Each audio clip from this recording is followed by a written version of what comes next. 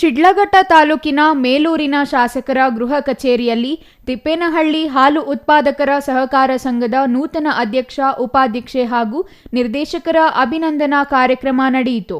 ಈ ವೇಳೆ ಮಾತನಾಡಿದ ಶಾಸಕ ಮೇಲೂರು ರವಿಕುಮಾರ್, ಕೋಲಾರ ಮತ್ತು ಚಿಕ್ಕಬಳ್ಳಾಪುರ ಜಿಲ್ಲೆಗಳಲ್ಲಿ ಹೈನುಗಾರಿಕೆ ಪ್ರಧಾನ ಕಸುಬಾಗಿದ್ದು, ಲಕ್ಷಾಂತರ ಕುಟುಂಬಗಳು ಹೈನುಗಾರಿಕೆಯಿಂದ ಬದುಕು ಕಟ್ಟಿಕೊಂಡಿವೆ. ಆದರೆ ಇತ್ತೀಚಿನ ದಿನಗಳಲ್ಲಿ ಹೈನುಗಾರಿಕೆ ನಷ್ಟದಾಯಕವಾಗುತ್ತಿದ್ದು, ಅನೇಕ ಕುಟುಂಬಗಳು ಹೈನುಗಾರಿಕೆಯಿಂದ ವಿಮುಖವಾಗುತ್ತಿವೆ ಎಂದು ಆತಂಕ ವ್ಯಕ್ತಪಡಿಸಿದರು. ರಾಜ್ಯ ಸರ್ಕಾರ ಪ್ರತಿ ಲೀಟರ್ ಹಾಲಿಗೆ 5 ರು ಪ್ರೋತ್ಸಾಹಧನ ನೀಡುತ್ತಿದ್ದು, ಅದನ್ನು ಸಕಾಲಕ್ಕೆ ನೀಡುತ್ತಿಲ್ಲ. ಇದೆಲ್ಲ ಸಮಸ್ಯೆಗಳಿಂದ ಕೋಲಾರ, ಚಿಕ್ಕಬಳ್ಳಾಪುರ ಜಿಲ್ಲೆಗಳಲ್ಲಿ ಹಾಲು ಉತ್ಪಾದನೆ ತೀರಾ ಕುಸಿದಿದ್ದು, ಈ ಪರಿಸ್ಥಿತಿ ಮುಂದುವರಿಯಲು ಬಿಡಬಾರದೆಂದು ಆಗ್ರಹಿಸಿದರು. ಪ್ರತಿ ಲೀಟರ್ ಹಾಲಿಗೆ 20 ರು ಪ್ರೋತ್ಸಾಹಧನ ನೀಡಬೇಕೆಂದು ಸರ್ಕಾರವನ್ನು ಅವರು ಒತ್ತಾಯಿಸಿದರು. ವಿಶೇಷವಾಗಿ ನಮ್ಮ ಕರ್ನಾಟಕ ರಾಜ್ಯದಲ್ಲಿ ಇವತ್ತು ಹಾಲು ಉತ್ಪಾದನೆ, ಹೈನುಗಾರಿಕೆ ಅನ್ನೋದು ಒಂದು ದೊಡ್ಡ ಶಕ್ತಿ ಇದು. ಇವತ್ತು ಹಾಲು ಉತ್ಪಾದನೆ ಮಾಡ್ತಕ್ಕಂಥ ಉತ್ಪಾದಕರಿಗೆ ಮತ್ತು ರೈತರಿಗೆ ಇವತ್ತು ಭಾಳಷ್ಟು ಸಂಕಷ್ಟದಲ್ಲಿದ್ದಾರೆ.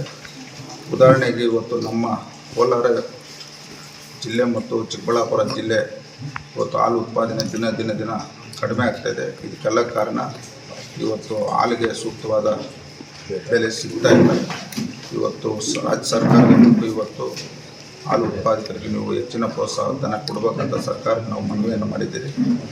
ಇವತ್ತು ನಾನು ಈ ಒಂದು ಸಂದರ್ಭದಲ್ಲಿ ತಿಪ್ಪೇನಹಳ್ಳಿ ಗ್ರಾಮದ ಹಾಲು ಉತ್ಪಾದಕರ ಸಂಘದ ಎಲ್ಲ ಅಧ್ಯಕ್ಷರಿಗೂ ನಿರ್ದೇಶಕರು ಗಮನ ತರ್ತಕ್ಕಂಥದ್ದು, ಇವತ್ತು ಮುಖ್ಯವಾಗಿ ಅಲ್ಲಿ ಏನು ಇವತ್ತು ಹಾಲು ಉತ್ಪಾದನೆ ಮಾಡ್ತಕ್ಕಂಥ ಗ್ರಾಹಕರಿಗೆ ಇವತ್ತು ಅವರ ಸಂಘದ ವತಿಯಿಂದ ಹೆಚ್ಚಿನ ಲಾಭಾಂಶ ದೊರಕಂಥ ಕೆಲಸ ಅವ್ರು ಮಾಡಬೇಕು. ಆ ಸಂಘವನ್ನು ನಾವು ಗುಣಮಟ್ಟದ ಹಾಲನ್ನು ಕೊಡ್ತಕ್ಕಂಥ ಕೆಲಸ ಆಗಬೇಕು.